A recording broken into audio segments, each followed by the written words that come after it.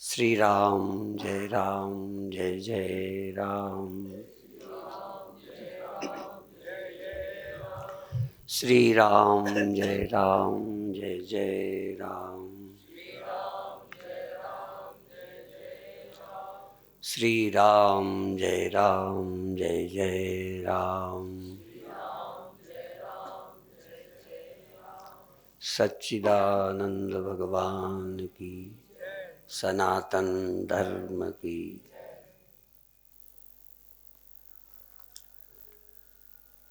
यह मुक्ति साधना शिविर नाम से रखा गया है। मुक्ति के लिए ज्ञान चाहिए, ज्ञान के लिए श्रद्धा भक्ति पूर्वक जानने की जिज्ञासा चाहिए। बोध से मुक्ति होती है, बोध के लिए जिज्ञासा होनी चाहिए।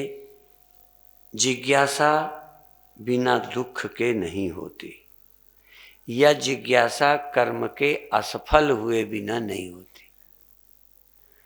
कर्म और विज्ञान की उपलब्धियां जब व्यर्थ हो जाती हैं शांति देने में, तब जिज्ञासा होती है। जब तक व्यक्ति कर्म से असफल नहीं होता, तब तक कर्म से लक्ष्य की प्राप्ति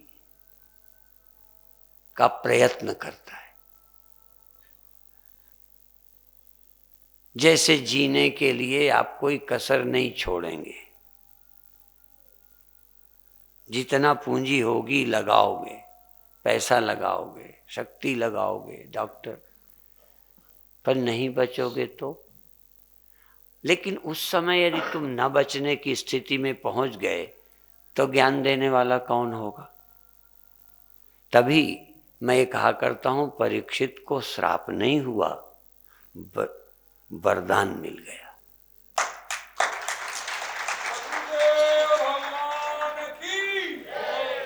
श्राप तो उनके लिए है जिन्हें जीने का वरदान मिल रहा है। क्योंकि जीने के वरदान के भरोसे बैठे रहेंगे और अंत में मरेंगे तो कुछ कर न सकेंगे। प्रहलाद का बाप कुछ न कर सका, मरने का टाइम आ गया। जिनको श्राप नहीं है, या जिन्हें पहले से मर जाने के गहरे में ख्याल नहीं है, वो समय व्यतीत कर रहे हैं, बुद्धू हैं।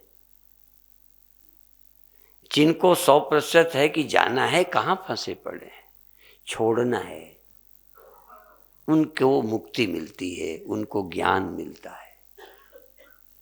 अभी भी लोगों को भरोसा है शायद दवा काम कर जाएगी।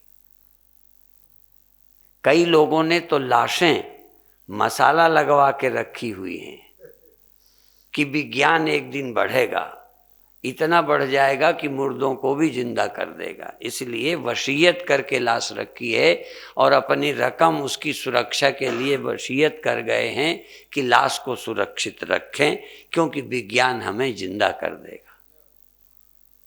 बेवकूफों की कमी नहीं है दुनिया में। समझते होगे प्रहलाद का बाप ही बुद्धू था। उसने न मरने के लिए कितने उपाय किए, लेकिन आप सबको मालूम है मरा। पर आपके अंदर प्रश्न उठेगा कि परीक्षित को श्राप हुआ और उसने कथा सुनी, वो भी मरा। यदि इन भोपाल वाले लोगों की आंखों से देखा जाए, मैं जान के बोलता हूं भोपाल, गलती से नहीं बोल रहा, आम लोगों की आंखों से जिसको वरदान मिला वो भी मरा, और जिसको श्राप मिला, कथा सुनी, वो भी मरा। पर मरने वालों की जरा उस बुद्धि को सुनो। परीक्षित क्या कहता है? मैं मरता यदि भागवत न सुनता, भागवत न सुनता तो मेरी मृत्यु होती। भागवत सुनने के बाद मेरी मृत्यु नहीं हुई, देह का अंत हुआ है, मेरा अंत नहीं हुआ। और अंत वाला मैं हूं ही नहीं। आदि और अंत वाला देह है। आदि और अंत वाले इमे देहा, ये देह हैं आदि वाले और अंत वाले।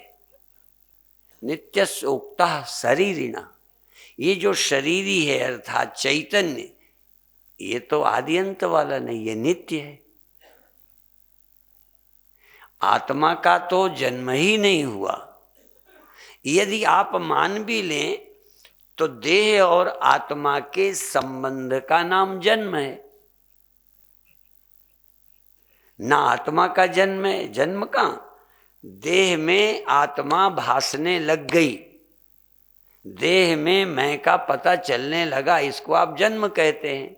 और देह में मैं का संबंध ना रहा, इसको आप मृत्यु कहते हैं। तो ये तो देह से संबंध विच्छेद है, मृत्यु तो है ही नहीं। और जागृत अवस्था के बाद स्वप्नावस्था में इससे देह छूट जाता है, ये देह पड़ा होता है। पर तुम उस समय स्वप्न देखते हो और स्वप्न में तुम जिंदा होते हो। कोई ये नहीं कह सकता मैं जिंदा नहीं था। स्वप्नावस्था में जब तुम अपने को देख रहे थे कहीं और सारी दुनिया देख रहे थे, तो चलो स्वप्न सच है कि झूठ है उस पर विचार नहीं करते। आप तो सच थे ना, कि आप ही नहीं थे।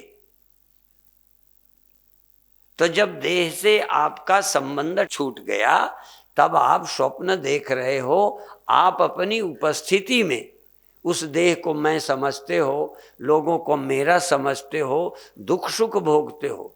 मैं ये नहीं कहता दुख सुख नहीं होता, दुख सुख होता है, देह होता है, रिश्ते नातेदार और सारी दुनिया होती है, और वो ख्याल है, स्वप्न है। लेकिन तुम हो या नहीं? और तुम नहीं हो तो स्वप्न तुमने देखा है क्या? बिना हुए देखा है? तुम थे ही नहीं। मैं कहीं जंगल में जाऊं, शेर नहीं था, पर मैं देखा और डर गया, भाग कर आया। वो सच भी हो सकता है, झूठ भी हो सकता है, पर मैं गया तो, मैं था तो, मैंने देखा। मेरे देखने में चूक हो सकती है, पर मैं मेरे होने में भी चूक।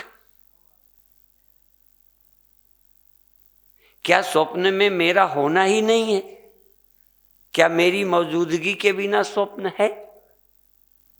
अभिप्राय, जिस देह में अभी आप उपस्थित हो, इस देह को भूलकर स्वप्न में उपस्थित होते हो उस देह में, और गहरी नींद में बिना उस देह के आप होते हो, पर उस समय आपको अपने होने का ख्याल नहीं होता।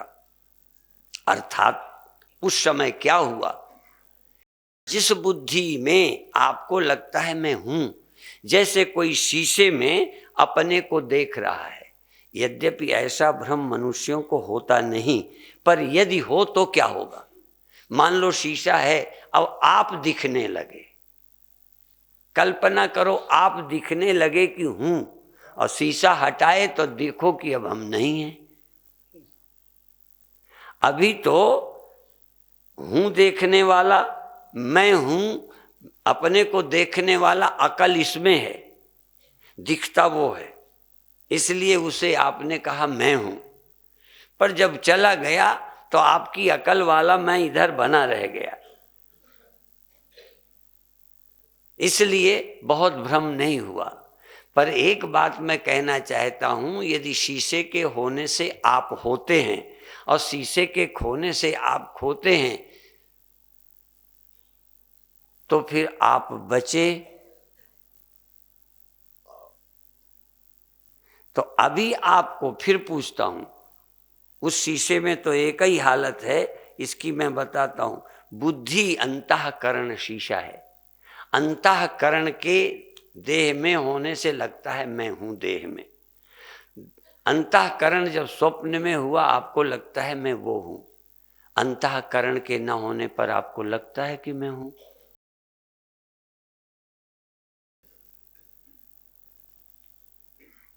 वहां तो शीशे के बिना भी तुम्हारी खोपड़ी काम करती है कि हूं। यहां तो बुद्धि ना हो तो तुम्हारी हूं का ही ख्याल नहीं है। कोई भी व्यक्ति बिना अंतःकरण के हुए अपने होना सिद्ध करे और फिर कहीं होना सिद्ध करे कि देह में हूं कि फला जगह हूं, ये होने के लिए बुद्धि चाहिए। और भगवान की बड़ी कृपा है, हम भगवान की महिमा क्यों गाते हैं। अभी अभी एक चर्चा चली थी नास्तिक आस्तिक की, तो मुझे ख्याल आया भगवान बुद्ध ईश्वर नहीं मानते, और भगवान बुद्ध देखो ईश्वर नहीं मानते और वेद को भी नहीं मानते,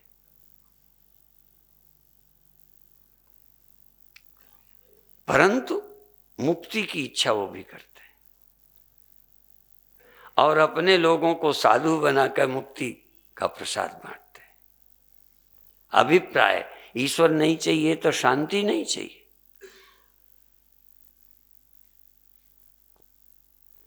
तुम नहीं ईश्वर मानते तो तुम दुख से चिंताओं से छुटकारा नहीं चाहते, और मृत्यु के ख्याल से कैसे छूटोगे, क्या समझाएं तुमको। तो जब तक तुम देह से भिन्न कुछ नहीं मानते और अंत में बुद्धि से, क्योंकि बुद्धि जागृत में तुम्हें देहाभिमानी बनाती है, स्वप्न में तुमको वहां खड़ा कर देती है, जब बुद्धि नहीं होती तो आप कहीं नहीं खड़े होते हुए। इसलिए आपके दो मैं हैं, एक मैं रहित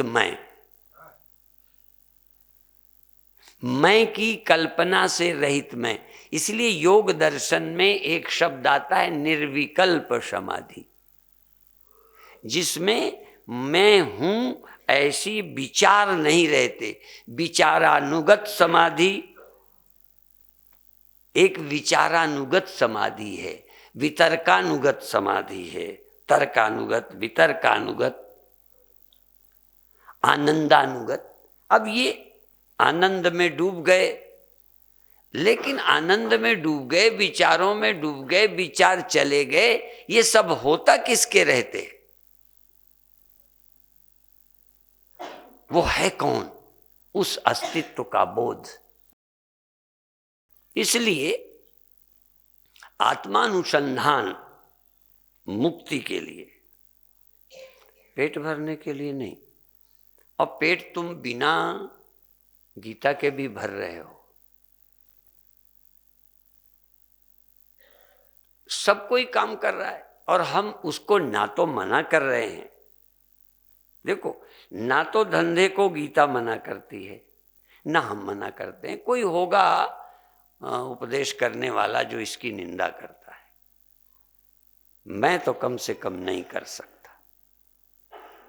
आप कमाइए, खाइए, काम करिए, कपड़ा पहनिए, शादी करिए, बच्चे करिए, ये हम मना करते हैं। और यदि ये सब बंद कर दोगे तो 100 साल बाद उपदेश हम किसे करेंगे? फिर तो वेद बेकार हैं, गुरु बेकार हैं। ये सब सार्थक है चूंकि दुनिया है, इसलिए गुरु की जरूरत है, इसलिए गीता की जरूरत है। दुनिया ना हो तो गीता को क्या करेंगे? किसके दुखों को घटाएगी गीता? किसको मुक्ति देगी गीता? तो देह ना हो ये लक्ष्य है। लक्ष्य ये है कि जब देह हो, जब खाया पिया जाता हो, जब काम काज किए जाते हो, जब ये सारी दुनिया, ये सारा भव सागर दिख रहा हो, फिर भी तुमको पार खड़ा कर दे।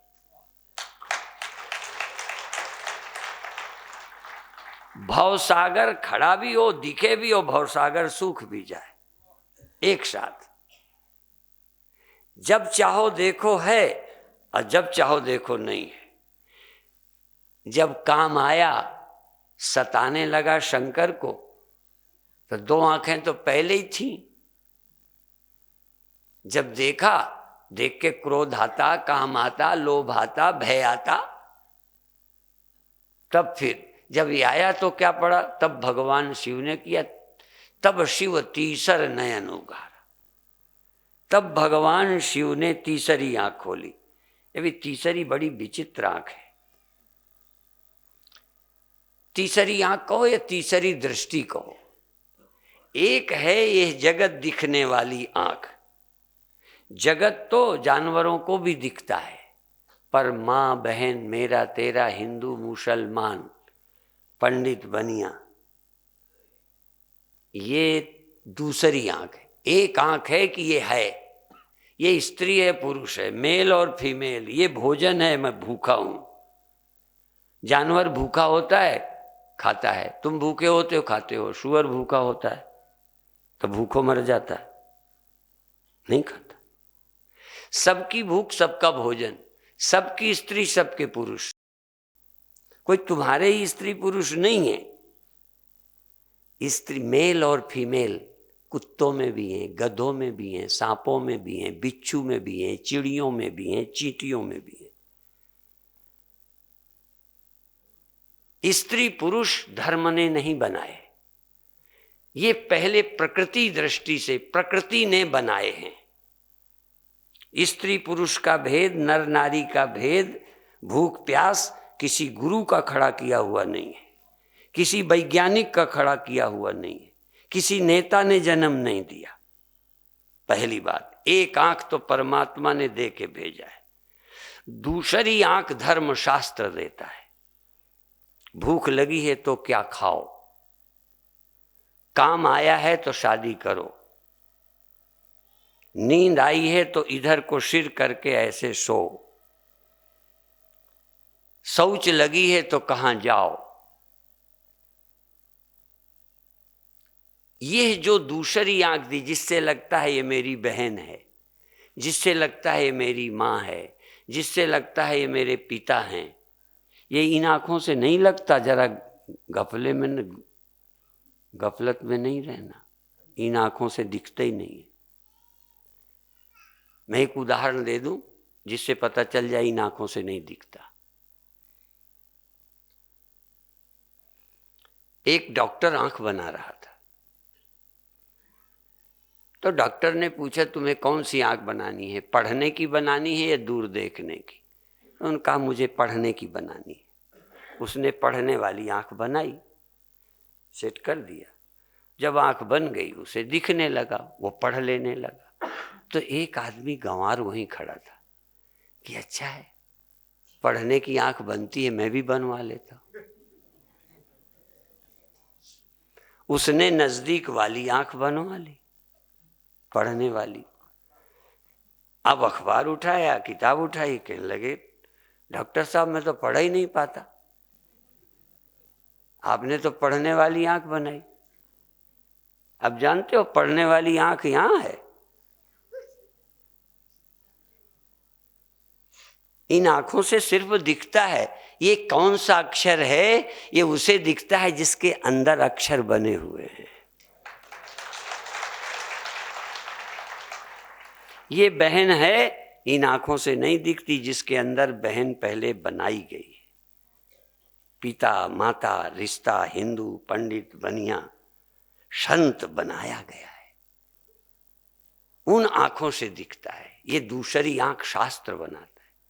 पहली आंख प्रकृति ने बनाई है, दूसरी आंख संस्कृति ने, धर्म ग्रंथों ने बनाई है, और तीसरी आंख कभी न कभी जब बनाएगा स्पिरिचुअल टीचर बनाएगा।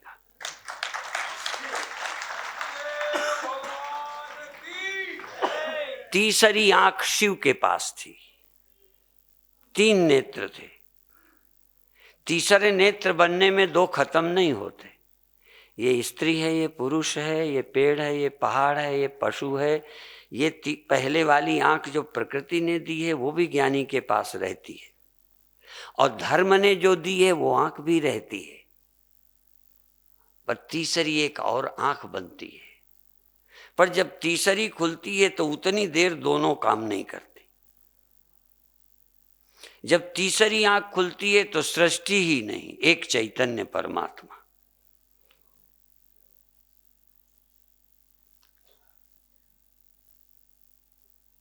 ब्रह्म दृष्टि एक ही, अब ब्रह्म दृष्टि, दृष्टि शब्द है, जगत दृष्टि, धर्म दृष्टि, तत्व दृष्टि, ब्रह्म दृष्टि। वृत्तिम ब्रह्ममयीम कृत्वा पश्येत ब्रह्ममयम जगत। जब तक बहन की दृष्टि ना हो तब तक बहन नहीं दिखेगी, माता की दृष्टि ना हो नहीं दिखेगी।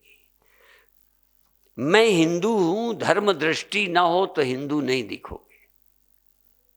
तुम हिंदू हो, ये हिंदू की दृष्टि है।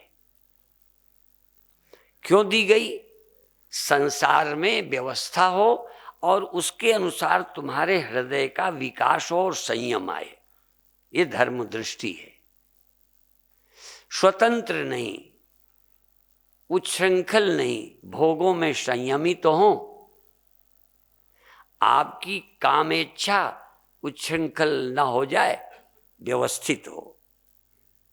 ये आपकी पत्नी है। इतनी बड़ी दुनिया पत्नी है, बस इतना बड़ा संसार तुम्हारा घर। ये सब घर मेरे नहीं, सब पत्नी मेरी नहीं, सब धन मेरा नहीं। जिसको मैंने कमाया है वो धन मेरा। ये व्यवहारिक धार्मिक दृष्टि है, तत्व दृष्टि नहीं है। धर्म दृष्टि है कि मैंने मेहनत की है, मेरा धन है, ये तुम्हारा है। तुम्हारा धन चुराऊं तो चोरी हो गई, ये अधर्म हो गया। तत्व दृष्टि क्या है? इसीलिए 4 दृष्टियों से लोग बताते हैं, तुमने सुना भी होगा, मैं भी दोहरा देता हूं। मनुष्य देव, नर देव, नर देव, नर नर, नर नर जानते हो? ये तुम्हारा, ये मेरा, ये नर नर। तुम्हारा तुम्हारा, मेरा मेरा, नर नर। तुम्हारा तुम्हारा, जरूरत पड़े संकट में हो तो मेरा भी तुम्हारा, ये नर देव है। और मेरा तो मेरा, जबरदस्ती छीन लूंगा तेरा, कब्जा करूंगा तेरे में, ये नर राक्षस, नर पशु, नर राक्षस। नर राक्षस भी है, नर नर भी है, नरदेव भी है। अब एक चौथा कौन है? संत। कहन ये क्या है? कहन न मेरा न तेरा, 4 दिन गुजारा करो, किसी का कुछ नहीं। क्या है तेरा? हक है? क्या है? कानूनी हक है यहां, पर जब जाना तो ले भी जाना 2 बीघा जमीन, घर उठा ले जाना, बैंक के रुपए ले जाना, यदि तेरा है। तब मेरा तेरा व्यवहारिक व्यवस्था में है, धर्म आध्यात्मिक दृष्टि से कुछ भी नहीं तेरा। इसलिए ममता और अहंता 2 का त्याग। मेरा है ये मूढ़ता है, ये उसका है मैं और मोर तोर तय माया, जय बस कीने जीव निकाया। व्यवहार में तुम कहो ये मेरा है, पर गहरे में समझो रहो तेरा कुछ भी नहीं है। मेरा समझो सामाजिक व्यवस्था के लिए, व्यवहार में आवश्यक है, पर मोक्ष में बिल्कुल आवश्यक नहीं है। यदि तुमने अपना माना तो रोने का इंतजाम कर लिया। तुमने अपना माना कि जाते समय छोड़ जाने के लिए छाती जलती चली जाएगी, चैन से नहीं मरोगे। चैन से मरना है तो शरीर छोड़ने के पहले तुम देह नहीं हो, तुम्हारा कोई पुत्र नहीं है, ना कोई पत्नी है, ना तुम पति हो, ना तुम देह हो, ना तुम्हारा जन्म हुआ है, ना तुम्हारा पिता है कोई, तुम देह ही नहीं हो। अब देखो, धर्म का निषेध नास्तिक कर सकता है, फिर समझ लो, नास्तिक कह सकता है हम धर्म नहीं मानते, हम भाई बहन के रिश्ते नहीं मानते, हम हिंदू मुसलमान नहीं मानते। जैसे बहुत लड़कियां आजकल बहुत स्वतंत्र हैं, कहीं शादी करें हम नहीं मानते। मैं कहता हूं दूसरी आंख आप हटा सकते हो, तीसरी आंख पैदा ना करो, ये भी हो सकता है, पर पहली आंख कि मैं देव हूं, ये मेरी है, ये मेरा घर है, ये मेरा बच्चा है, इसको कहां छोड़ोगे? और तुम देह हो तो तुम मरोगे कि नहीं? नास्तिक कहे मैं नहीं मरूंगा।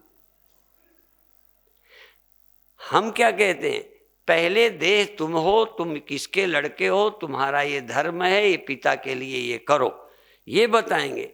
और धीरे धीरे कहेंगे कि ये रिलेशन, तुमने शादी की है, जब तक सन्यास न लो तब तक ये तुम्हारी पत्नी है, सन्यास के बाद ये तुम्हारी पत्नी नहीं है, सन्यास के बाद तुम्हारी वो जाति नहीं है, सन्यास के बाद वो तेरा परिवार नहीं है। और अंत में ज्ञान के बाद, ये तो सन्यास की बात है, लेकिन ज्ञान के बाद तू देह ही नहीं है, तेरा पिता ही कोई नहीं है, तेरा जन्म ही नहीं हुआ, और तू जीव नहीं है, तू आने जाने वाला अंतःकरण भी तू नहीं है। मनोबुद्धि अहंकार चित्तानि नाहम, मन बुद्धि चित्त अहंकार नहीं हूं, न मन में हूं, न बुद्धि में हूं, न चित्त, ना ये हैं पर ये मैं नहीं हूं, देह है पर मैं देह नहीं हूं। क्यों? ये मुक्ति के लिए, ये ध्यान रखना, ये मुक्ति के लिए, घर चलाने के लिए नहीं। घर चलाने के लिए हम जब यहाँ से जाएंगे तो किसी के घर चले जाते हैं। देखो हम सन्यासी हैं, जब यहाँ से जाएंगे, चलो भोपाल से जाएंगे, कभी जाएंगे तो किसके आश्रम जाएंगे? किसी के आश्रम में चले जाएंगे। इसका मतलब आश्रम आश्रम। व्यवहार में आज भी हमें पहचान है, पागल नहीं हुए।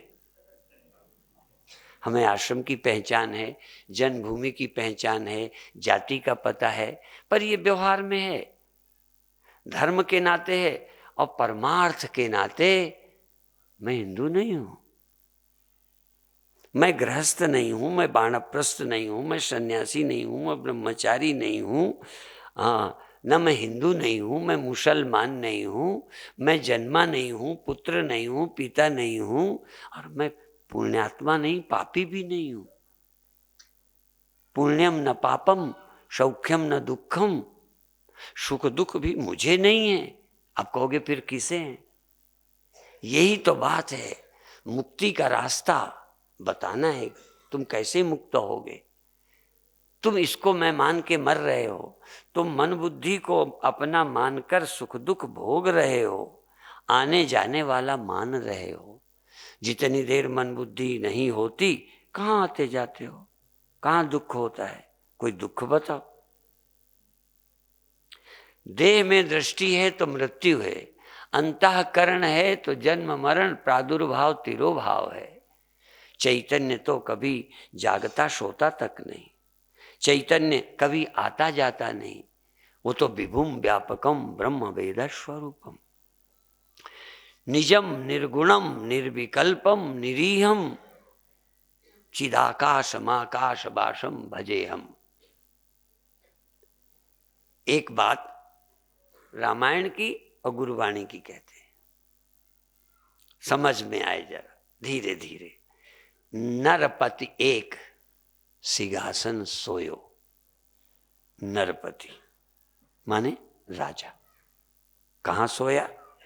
सिंहासन में, उतर के नहीं, राज्य छीनने के बाद नहीं, राजा बना रहा और नींद आ गई। नरपति एक सिंहासन सोयो, स्वप्ने भया भिखारी। स्वप्ने हुआ भिखारी, अछत राज, राज्य का एक कण भी छीना नहीं, नष्ट नहीं हुआ। अछत राज बिछुरत दुख पाया, राज्य के बिछुड़ जाने का दुख बहुत हुआ। अछत राज बिछुरत दुख पाया, सो गति भई हमारी। ये नवे गुरु जी की वाणी है। सो गति भई हमारी, आपकी नहीं। आप सचमुच मर गए। जैसे राज्य छीना नहीं और भिखारी देख लिया और दुखी भी हो लिया, ऐसे ही आप आत्मा रहते आत्मा को भूल गए और आदमी देखने लगे और मरने लगे। सो गति भई हमारी, ये हमारी गति ऐसी हुई है। और रामायण क्या कहते, झूठ हु सत्य जाहि बिन जाने, जिमि भुजंग बिन रजु पहचाने। रज्जु न पहचानी जाए तो सांप लगने लगती है। झूठ हु सत्य जाहि बिन जाने, जिसके बिना जाने झूठ सत्य लगता है। जब नींद खुली सपने से राजा की, तो क्या हो गया? रामायण भी कहती है, जो सपने सिर काटे कोई काटे। स्वप्न में कोई सिर काट दे किसी का तो दुखी रहेगा, बिल्कुल रहेगा। ये जरा ध्यान रखना, गड़बड़ नहीं करना, दुखी रहेगा।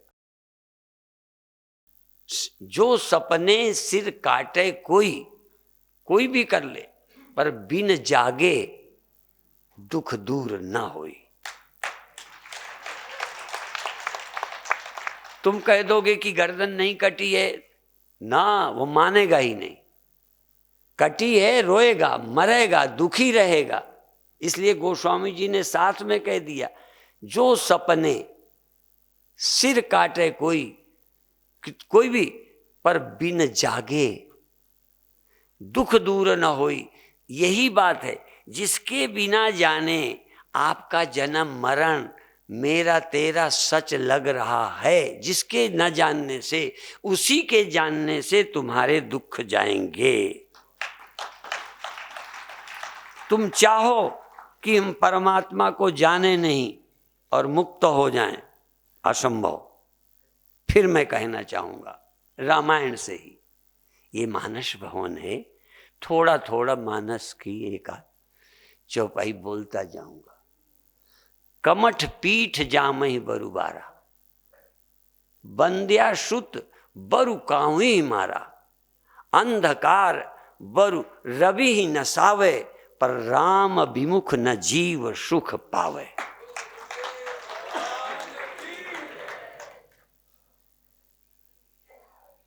परमात्मा से विमुख, परमात्मा को बिना पाए, परमात्मा की तरफ पीठ किए, परमात्मा को भूलकर जगत में रहकर कोई अपनी मुक्ति पा जाए।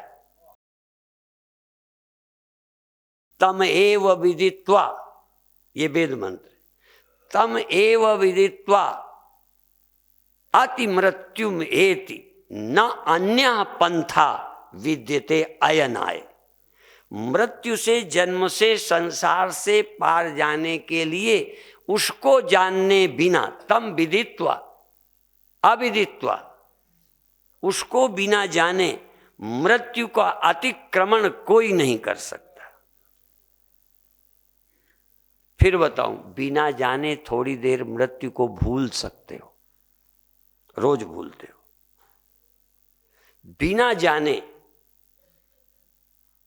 जाने भी मृत्यु को भूल सकते हो, दुखों को भूल सकते हो, चिंताओं से मुक्त हो सकते हो, अर्थात भूल सकते हो बिना जाने नींद में। एक एक चीज जीवन में घटाते जाइए। बिना राम के जाने, बिना ब्रह्म ज्ञान के नींद में दुखों से मुक्त हो गए थे, लेकिन वो फिर उसी तरह तुमको अभिमानी बनाकर बाहर ले आएगी। क्यों? नींद अव्यक्त अवस्था है और जगत व्यक्तावस्था है। बीजावस्था है निद्रा, निद्रा बीज है सभी दुखों का, जन्मों का, सृष्टि का बीज है अविद्या, निद्रा। वहां बीज है पर सृष्टि नहीं दिखती। उतनी देर सृष्टि का बीज है अज्ञान, जन्म, मृत्यु, स्वप्न, कल्पनाओं का सब बीज। इसीलिए एक समाधि का नाम है निर्बीज समाधि, जिसमें सृष्टि का बीज जल जाए, जिसमें सृष्टि को जन्म देने वाले हेतु नष्ट कर दिए जाएं, जो पुनः जन्म देते हैं उन कारणों को नष्ट करने का नाम निर्बीज समाधि है। और मेरे जानते, जिस रस्सी के अज्ञान से सर्प जन्मता है, उस रस्सी का ज्ञान ही सर्प के जन्म का बीज नाश कर देगा। रस्सी का अज्ञान ही सर्प का बीज है। यदि सर्प ना भी दिखे तो बीज नष्ट नहीं होता। पहले गंभीरता से समझना। अधिक अंधेरा हो गया तो कुछ भी नहीं दिखता। अब कुछ भी नहीं दिखता तो सांप भी नहीं दिखता। सांप न दिखने से सर्प नष्ट नहीं हुआ, सर्प का बीज नष्ट नहीं हुआ, क्योंकि रस्सी का अज्ञान अभी भी है। इसलिए उजेले से जब रस्सी देख ली जाएगी तो सर्प नष्ट ना भी हो, सर्प को जन्म देने वाला अंधकार नष्ट हो गया। सृष्टि को मैं देह हूं, मैं पैदा हुआ हूं, यह बुद्धि सो जाने के बाद फिर यही आएगी। तुम क्या हो? अभी झूठ नहीं बोलना। अभी क्या हो तुम? व्यक्ति हो ना ये? अच्छा ये हो। अब तुम सो जाओगे, ना तो देह का पता रहेगा ना बुद्धि रहेगी। लेकिन जब बुद्धि आएगी तो मैं देह हूं अभिमान वाली आएगी, क्योंकि बुद्धि अज्ञान में लय हो गई है, नासमझी बीज में चली गई है, नासमझी का नाश नहीं हुआ। इसलिए मैं देह हूं, इस बुद्धि का नाश जागृत में ही होना चाहिए। सोने से काम नहीं बनेगा, मर जाने से भी काम नहीं बनेगा। जो देह छोड़कर मर जाते हैं, जैसे नींद में चले गए, नींद थोड़ी देर की मृत्यु है, नींद ज्यादा देर की मृत्यु है, या ज्यादा देर की सुषुप्ति है। और बताऊं, ये मृत्यु में बारी बारी से मरते हो, महाप्रलय में इकट्ठे, और जब सब मर जाएंगे तो सब बीज रूप में रहेंगे, कोई भी समाप्त नहीं होगा। इसलिए अव्यक्तादीनि भूतानि व्यक्त मध्यानि भारत, अव्यक्त निधनान्येव तत्र का परिदेवना। हम सब पहले महाप्रलय में जब दुनिया नहीं थी तब हम नहीं थे, नहीं, अव्यक्त थे। शब्द का अर्थ देखें, अव्यक्त थे, नहीं थे नहीं। हम महाप्रलय में भी प्रकट रूप में अनेक नहीं लगते थे, जैसे यहां हम तुम लगते हैं, लेकिन हम सब थे। जब सृष्टि हुई फिर आ गए। जैसे नींद में हमारा सब ज्ञान था पर लय था। मैं हिंदू हूं, पंडित हूं, पापी हूं, धनी हूं, गरीब हूं, साधु हूं, जो कुछ हो सब नींद में समा गया था। जागे फिर ज्यों के त्यों निकल आए। तो मृत्यु में भी, महाप्रलय में भी और नींद में भी कोई नई चीज नहीं होती। जो कुछ पुराना है वो सब आपके सीड स्टोर में, बीज गोदाम में जमा रहता है, ज्यों के त्यों आ जाते। इसलिए भगवान कहते हैं पहले ये दुनिया जब नहीं थी, पैदा हुई लोगों के लिए, ज्ञानी के लिए अव्यक्त थी, व्यक्त हुई और फिर अव्यक्त हो जाएगी। ये व्यक्त और अव्यक्त होती रही है, हो रही है। रोज आप आते हैं, रोज आप नींद में चले जाते हैं, पर ये चक्र, जागना सोना, ये मैं वो समय भान नहीं रहा, मैं फिर दुनिया में, फिर महाप्रलय, पुनरपि जननम पुनरपि मरणम पुनरपि जननी जठरे शयनम। फिर मैं आ जाऊं उसी बात पर। हम लोग ये मानते हैं, देखते हैं, हम किसी का खंडन नहीं करते। देह अकेला होता और इसके भीतर अंतःकरण न होता तो देह में कभी ना आते, देह को छोड़कर न सोते, और सूक्ष्म न होता तो स्थूल की कोई जरूरत नहीं थी। सूक्ष्म को स्थूल की जरूरत पड़ी। इसके द्वारा सुख कौन भोगता है? सोए में क्या इसके द्वारा कोई, तुम बच्चे का सुख लोगे, पत्नी का सुख लोगे, पति का सुख लोगे, धनी होने का सुख लोगे? बिना देह में आए, और देह में आने के लिए अकेला देह नहीं, आने वाला भी तो चाहिए। इस देह में आने के लिए मन चाहिए, बुद्धि चाहिए, सूक्ष्म शरीर, वो देह में आया और यही देह के रहते नींद में चला गया। देह के रहते चला जाए नींद में, चाहे देह को छोड़कर चला जाए नींद में। देह को छोड़कर जब जाता है उसे मृत्यु कहते हैं, और देह में रहते उसे सुषुप्ति कहते हैं। तो देह छोड़कर जाने का नाम मृत्यु है, पर हमारी दृष्टि से लंबी सुषुप्ति है। इसी तरह जब सभी लोग देह छोड़ते हैं एक साथ, पता नहीं विज्ञान करेगा या भगवान करेंगे, पता नहीं मुझे, लेकिन वो कभी न कभी होगा। अमेरिका बहुत घबराता है। जब उस समय ये हुआ और बुश ने कुछ किया तो कई की धमकियां थीं, तो अमेरिका के लोग डरते थे, बहुत डरते हैं। वो एक ही में इतने डर गए। ताकत तो है, दादा तो है, पर हम बता दें, हम इतने दिन से आतंक झेल रहे हैं। तब वही बुश कहता था वहां का आतंक दूसरा है, उनके यहाँ का दूसरा था। या इससे सबको लगता है दूसरे की गरीबी और हमारी गरीबी सदा भिन्न होती है। दूसरे के दुख दर्द अपने दुख दर्द सदा भिन्न लगते हैं। इसी का नाम मूर्खता है। इसी तरह बंबई का दर्द और भोपाल का दर्द और फला जगह का दर्द, कश्मीर का दर्द, ये भी जो लोगों को लगा अरे वहाँ यही है मूर्खता। दर्द दर्द है, आतंक आतंक है। इसलिए मैं फिर जानबूझ के ये भी बीच में कह दूं। आप कहेंगे कहाँ कहते हैं जगत नहीं स्वप्न है, और कहाँ ये कहते हैं। तभी मैंने कहा हमारे 3 आंखें हैं, हमारी तीनों आंखें हैं। नहीं तो फिर शिव को एक नेत्र बोलना चाहिए। भगवान त्रिनेत्र हैं, हम भी त्रिनेत्र हैं। त्रिनेत्र, हमारे 3 आंखें हैं। जगत को भी ठीक समझते हैं, धर्म को भी समझते हैं और अध्यात्म को भी समझते हैं। हम एक आंख वाले नहीं है, काना नहीं है जिसके केवल जगत की है। भौतिकवादी काना है और भौतिकवादी और धार्मिक ये 2 आंख वाले हैं, पर शिव के वाली आंख नहीं है। हमारे तीसरी भी है। हिंदुओं के 2 आंखें हैं, और जो हिंदुओं में पैदा होने पर भी हिंदू कहते हम कुछ नहीं मानते, वही एक आंख वाले हैं। किनको भोग से मतलब है, अब भोग भोगते हैं पर अंत में रोएंगे, क्योंकि भोग की क्षमता, भोग्य पदार्थ सदा किसी के साथ नहीं रहे। वो तो राम के साथ एक समान नहीं रहे, दशरथ के साथ एक साथ नहीं रहे, किसी के साथ नहीं रह सकते, तो रोगे।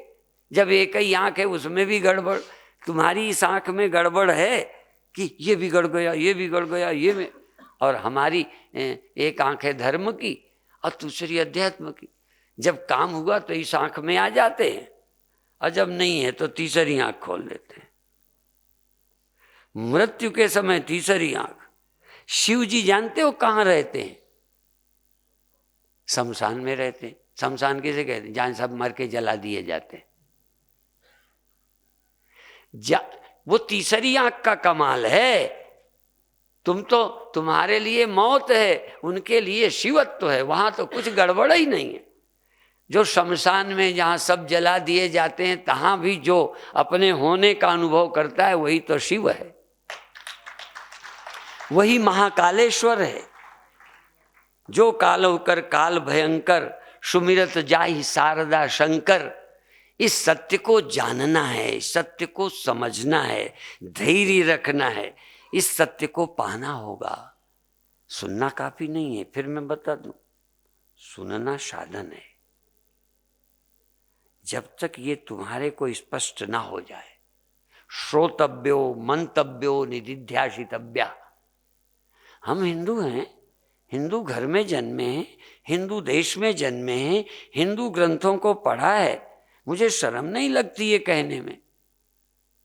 कई लोग तो आजकल के समाजवादी, साम्यवादी और धर्मनिरपेक्ष लोग ये कहेंगे भी समता करनी चाहिए। यदि समता करनी चाहिए, किसी स्कूल में पेपर हुआ, गणित का पेपर, कई बच्चों ने बहुत अच्छे सवाल लगाए, बहुत नंबर पाए, अब एक ने वो, और कई के 99% सवाल गलत, सही नहीं लगाए, एक आध ने 50% लगाए। अब जिसने 100% अच्छे उत्तर दिए, स्वामी राम ने जब परीक्षा दी थी, स्वामी राम परीक्षा दी थी, 14 सवाल थे गणित के, उनमें 9 हल करने थे, एक अनिवार्य था, 9 हल करने थे, और बाकी स्वेच्छा से कोई करो। 14 में उन्होंने 14 हल कर दिए। अब आप जानते होगे, परीक्षा दिए जानते हो, 14 में यदि 14 हल करते और 13 सही होते तो 8 के नंबर मिलते।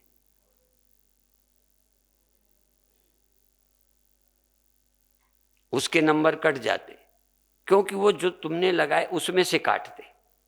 तुमको तो 13 लगाए हैं, तो देखो उनकी हिम्मत, 14 सवाल हल कर दिए और नीचे लिख दिया इनमें से कोई जांच लिए जाए 9, कोई जांच लिए जाए, और सब सही थे। हमारे यहां 2 ऐतिहासिक हैं। प्रथम राष्ट्रपति डॉक्टर राजेंद्र प्रसाद, उन्होंने जब परीक्षा दी और इनकी कॉपी जचने गई तो एग्जामिनर जिसने देखा, एग्जामिन तो लिखते हैं examine is better than examiner, जांचने वाले से लिखने वाला परीक्षार्थी श्रेष्ठ है परीक्षक से। तो हमारे यहां ऐसे ऐसे प्रतिभाशाली हुए। अब मान लो 80 लड़के फेल हुए और 20 लड़के पास हुए, तो बहुमत से सत्य को ढूंढा जाए तो 20 को फेल करना चाहिए, क्योंकि बहुमत दूसरे पक्ष में है।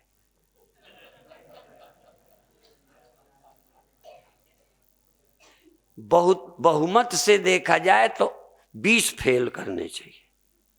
ये गधे बहुमत से देश चलाते हैं,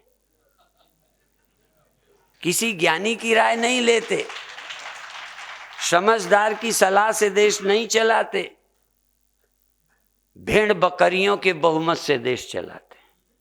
और आज नहीं, इस देश को बड़े खतरे होंगे। जिसकी संख्या ज्यादा होगी उसी का राज्य होगा। यदि देशद्रोहियों की संख्या बढ़ गई तो देशद्रोहियों का राज्य होगा। इसलिए हम कहते हैं, हम किसी के विरोधी नहीं, या तो वोट देने का अधिकार खत्म किया जाए या राष्ट्र की धारा से जोड़ा जाए।